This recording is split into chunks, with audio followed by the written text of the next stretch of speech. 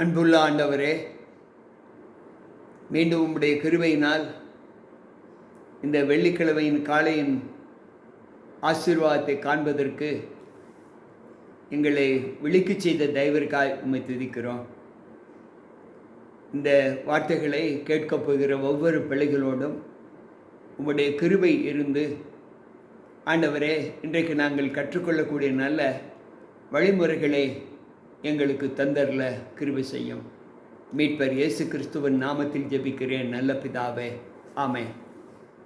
அன்பானவர்களே, மீண்டும் கர்த்தருடைய பலத்தோடு இந்த நாளின் ஆசீர்வாதத்தை காண வந்திருக்கிற உங்கள் அனைவருக்கும், தேவ சப்தத்தை கேட்க வந்திருக்கிற உங்கள் அனைவருக்கும், நம் ஆண்டவரும் இரட்சகருமாய் இருக்கிற இயேசு கிறிஸ்துவின் பரிசுத்த நாமத்தின் இந்த வெள்ளிக்கிழமையின் காலையின் வாழ்த்துக்களை தெரிவித்துக் கொள்கிறேன். கர்த்தர் நம்மோடு இருப்பாராக.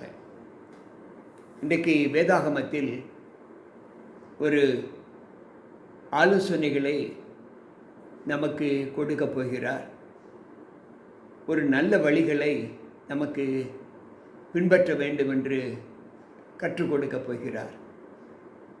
அப்படி நம்மை வழி நடத்துவதற்கு ஆண்டவர் எவைகளை தெரிந்து கொண்டார் என்பதை நாம் பார்த்தால் அது நமக்கு மிகுந்த ஆச்சரியத்தை நமக்கு கொடுக்கும். ஒரு கல்விமான்களை வைத்தோ அல்லது நல்ல ஞானிகளை வைத்தோ அல்லது ராஜாக்களை வைத்தோ அல்லது தேச பக்தர்களை வைத்தோ நமக்கு ஆண்டவர் கற்றுக் கொடுக்கவில்லை.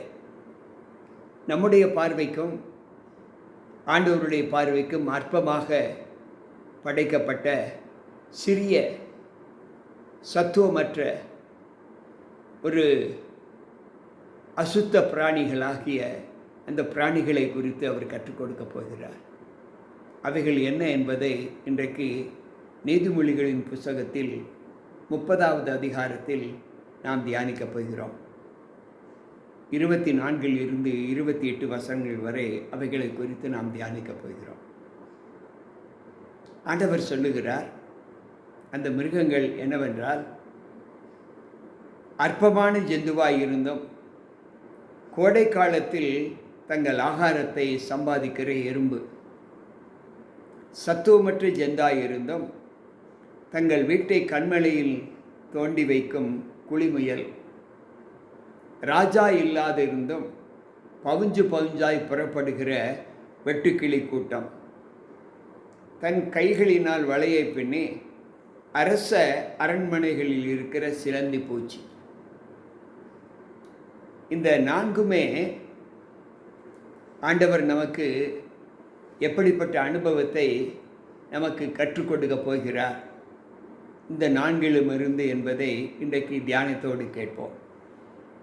முதலாவது யோபு பக்தன் சொல்லும்போது, இவைகளை குறித்து சொல்லும்போது, யோபு 12வது அதிகாரம் 7வது வசனத்தில், மிருகங்களை கேட்டுப்பார், அவைகள் உனக்கு போதிக்கும், ஆகாயத்து பறவைகளை கேட்டுப்பார், அவைகள் உனக்கு அறிவிக்கும் என்று சொல்லுகிறார்.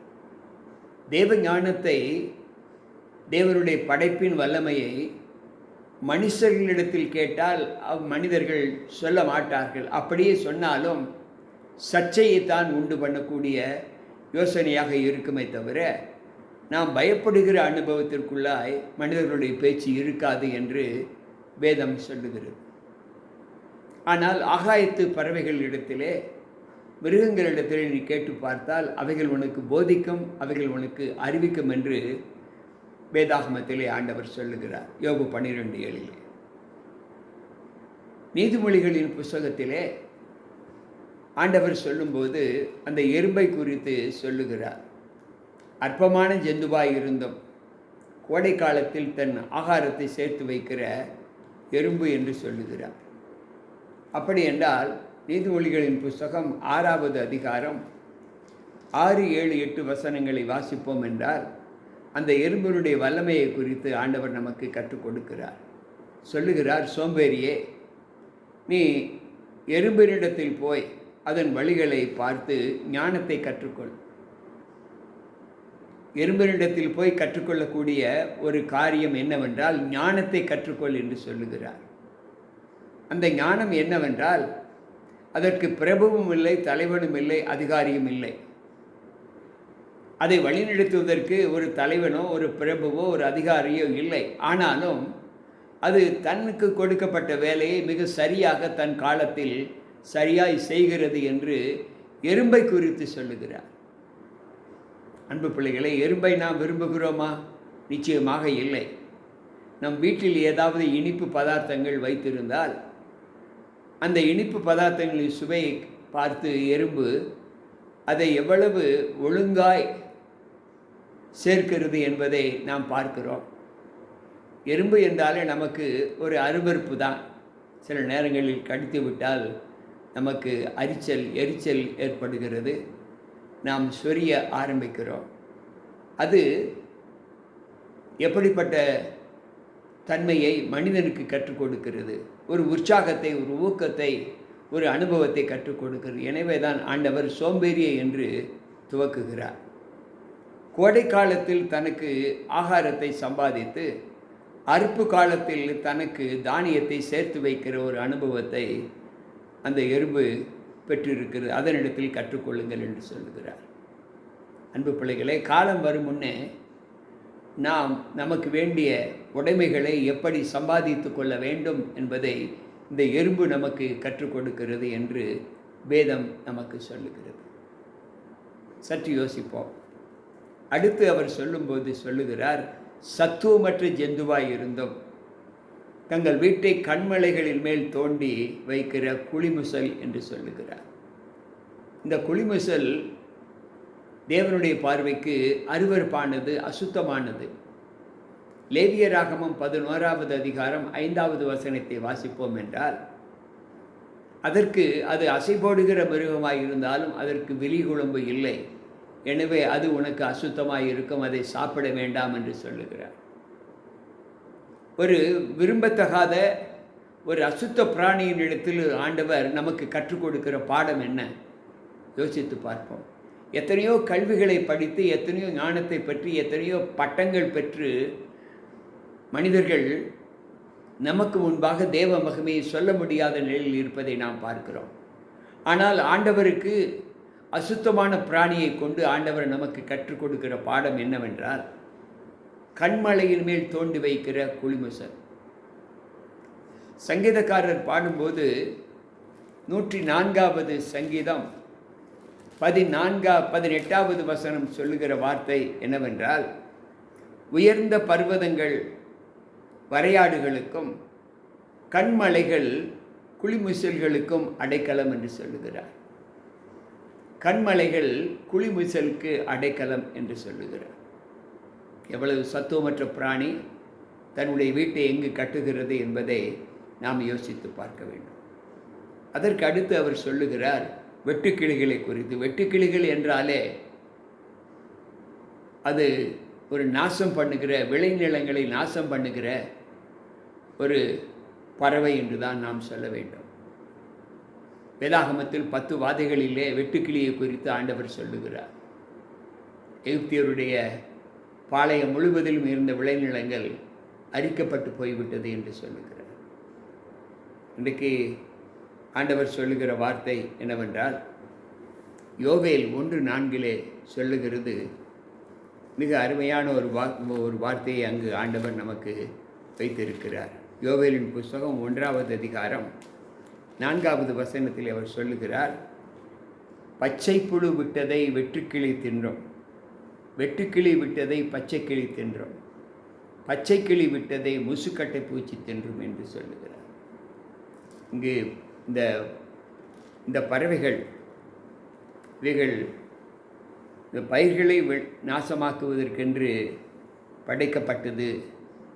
இந்த நாசமாக்குகிற இந்த பறவைகளை குறித்து ஆண்டவர் நமக்கு ஒரு சத்தியத்தை சொல்லுகிறார் என்றால் அது எவ்வளவு பெரிய ஆச்சரியம். யோவேல் 2:25 நாம் வாசிப்போம் என்றால், நான் உங்களிடத்தில் அனுப்பின என் பெரிய சேனையாகிய வெட்டுக்கிளிகளும் பச்சைக்கிளிகளும் முசுக்கட்டை பூச்சிகளும் பச்சை புழுக்களும் பட்சித்த வருஷங்களின் விலையை உங்களுக்கு திரும்பவும் அளிப்பேன் என்று சொல்லுகிறார். ஏற்கனவே உங்களை பட்சித்த இந்த பறவைகள் அந்த காலங்களை மீண்டும் உங்களுக்கு அனுப்புவேன் என்று சொல்லுகிறார்.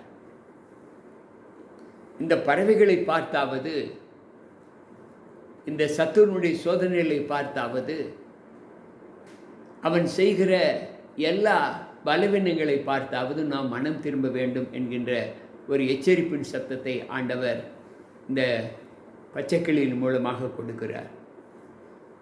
எனக்கு பிரியமான தேவ பிள்ளைகளே, இந்த அனுபவத்திலே நம்முடைய வாழ்க்கை எப்படிப்பட்டதாய் காணப்படுகிறது என்பதை யோசித்து பார்ப்போம். ஒவ்வொரு நாள் ஜீவிதத்திலேயே நம்ம ஆண்டவரோடு இசைந்திருக்கிற ஒரு அனுபவம் நம்மை தேவ சமூகத்தில் எப்படி பலப்படுத்துகிறது என்பதை யோசித்து பார்ப்போம். இங்கு வேதாகமத்திலே வெளிப்படுத்தின விசேஷம் 9வது அதிகாரத்திலே நாம் வாசிக்கும்போது அங்கு 3, 4, 5 வசனங்களிலே நாம் அந்த வெட்டுக்கிளிகளை குறித்து நாம் அங்கு வாசிக்கலாம். ஆண்டவர் சொல்லுகிற வார்த்தை என்னவென்றால், வெட்டுக்கிளியின் அனுபவம் நமக்கு எந்த பலத்தை நமக்கு கற்றுக் கொடுக்கிறது. அந்த புகையிலிருந்து வெட்டுக்கிளிகள் புறப்பட்டு பூமியின் மேல் வந்தது. அவைகளுக்கு பூமியில் உள்ள தேள்களின் வல்லமைகளுக்கு ஒப்பான வலிமையை கொடுக்கப்பட்டது. பூமியின் புல்லையும் பச்சையான எந்த பூண்டையும் எந்த மரத்தையும் சேதப்படுத்தாமல் தங்கள் நெற்றிகளில் தேவனுடைய முத்திரையை தரித்திராத மனுஷரை மாத்திரம் சேதப்படுத்த அவைகளுக்கு உத்தரவு கொடுக்கப்பட்டது.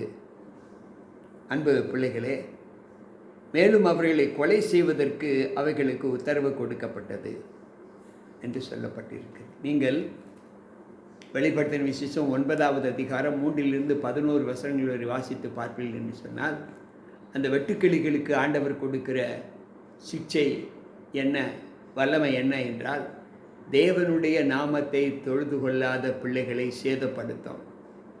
தேவனுடைய திரு சட்டங்களுக்கு, தேவனுடைய வசனங்களுக்கு கீழ்ப்படியாத பிள்ளைகளை அழிப்பதற்கு, நாசப்படுத்துவதற்கு அவைகளுக்கு அதிகாரம் கொடுக்கப்பட்டது என்று ஆண்டவர் சொல்லுகிறார். அந்த வெட்டுக்கிளிகளுடைய குணம் தேள்களுக்கு இருக்கக்கூடிய விஷத்தை போல இருக்கும் என்று சொல்லுகிறார். அப்படி என்றால் நம்முடைய வாழ்க்கையில் நாம் தேவ சமூகத்தில் கற்றுக்கொள்ளக்கூடிய அனுபவங்கள் என்ன? கடைசியாக அவர் எறும்பை குறித்து சொல்லுகிறார். தன் கைகளினால் வலையை பின்னி அரச அரண்மனையில் இருக்கிற சிலந்தி பூச்சியுமே என்று சொல்லுகிறார். எனக்கு பிரியமான தேவ பிள்ளைகளே, எவ்வளவு பெரிய மாளிகையாக இருந்தாலும், எவ்வளவு பெரிய கூடமாக இருந்தாலும், அங்கு இந்த சிலந்தி பூச்சி எந்த ஒரு மனிதனாலும் உருவாக்க முடியாத ஒரு மெல்லிய வலையை, அது ராஜகோபுரத்தில் இருந்தாலும் சரி, எவ்வளவு உயரமான இடத்தில் கட்டினாலும் சரி, அது கட்டும் என்று சொல்லுகிறார். ஆனால் அது மனுஷனால் கூடாது. அந்த சிலந்தி பூச்சி அதனுடைய முயற்சியை, விடாமுயற்சியை நமக்கு கற்றுக் கொடுக்கிறது என்று வேதம் சொல்லுகிறது. எனக்கு பிரியமான தேவ பிள்ளைகளே, இந்த அனுபவத்திலே நாம் தேவ சமூகத்தில் நம்ம ஒப்புக் கொடுக்கும்போது, நம்முடைய வாழ்க்கையில் நாம் இந்த எறும்பினிடத்திலும், குழி முயலிடத்திலும், வெட்டுக்கிளிகளிடத்திலும், நாம் சிலந்தி பூச்சியின் இடத்திலும் கற்றுக்கொள்ளக்கூடிய ஞானங்கள் என்ன என்பதை நாம் யோசித்து, அதற்கேற்ற நல்ல புத்திகளை நாம் கற்றுக்கொள்வதற்கு ஆண்டவர் நம்மை இந்த நாளில் அழைத்திருக்கிறார். இவைகளிடத்தில் நாம் கற்றுக்கொண்ட இந்த பாடத்தை நம்முடைய வாழ்க்கையில் அபியாசித்து பார்ப்போம். ஒழுங்கும் கிரமமுமாக வாழ வேண்டும். ஏற்ற காலத்தில் நம்முடைய குடும்பத்தை, நம்முடைய இந்த பூமியை நடத்துவதற்கான ஞானத்தை எறும்பு நமக்கு கற்றுக் கொடுக்கிறது.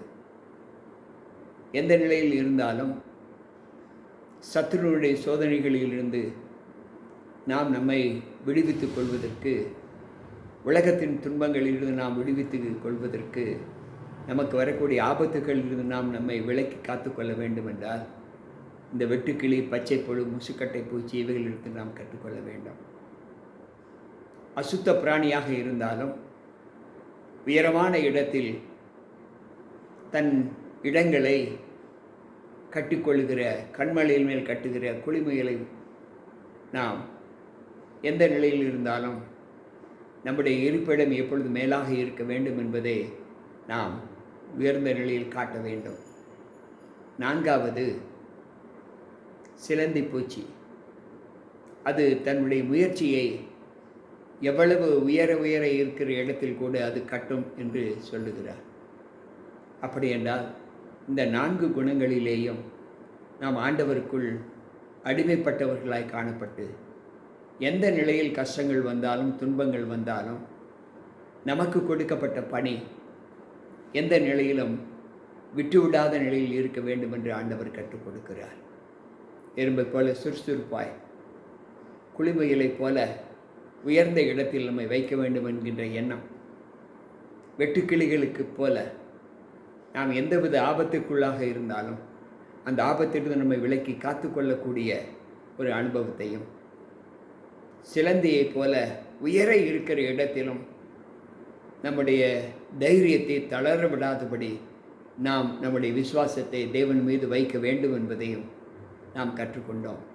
இந்த அனுபவத்தை நான் இன்று முதல் என்னுடைய வாழ்க்கையில் நான் அனுபவிப்பேன், அதை கற்றுக்கொள்வேன், நடப்பேன் என்று சொல்லுகிற பிள்ளைகள் என்னோடு கூட ஜெபிப்பதற்கு வருகிறீர்களா? அன்பு ஆண்டவரே, உம்முடைய வார்த்தைகளை கேட்ட எங்கள் ஒவ்வொருவருக்குள்ளும் உம்முடைய கிருபை இருந்து, உம்முடைய வல்லமை இருந்து அதன்படி நடப்பதற்கான பலத்தை எங்களுக்கு கற்றுத்தாரும். கேட்ட ஒவ்வொரு பிள்ளைகளோடும் உம்முடைய கிருபை இருந்து ஆண்டவரே, எறும்பினிடத்திலும் ஆண்டவரே, குளிமுயலில், சிலந்தி வெட்டுக்கிளியின் இடத்திலும் சிலந்தி பூச்சியின் இடத்திலும் நாங்கள் கற்றுக்கொண்ட இந்த 4 குணங்கள் எங்களை பலப்படுத்தட்டும். மீட்பர் இயேசு கிறிஸ்துவின் நாமத்தில் ஜெபிக்கிறேன் நல்ல பிதாவே, ஆமென். அன்பானவர்களே, கேட்ட வார்த்தையின்படி நம்முடைய வாழ்க்கையை ஒப்புவிப்போம். கர்த்தர் நம்மோடு இருப்பாராக. மீண்டும் நாளை சந்திப்போம். உங்கள் போதகர் G.K. ராபர்ட். இதை பகிர்ந்து கொண்டு இதை சப்ஸ்கிரைப் செய்யும்படி உங்களை கேட்டுக்கொள்கிறேன். மீண்டும் நாளை சந்திப்போம்.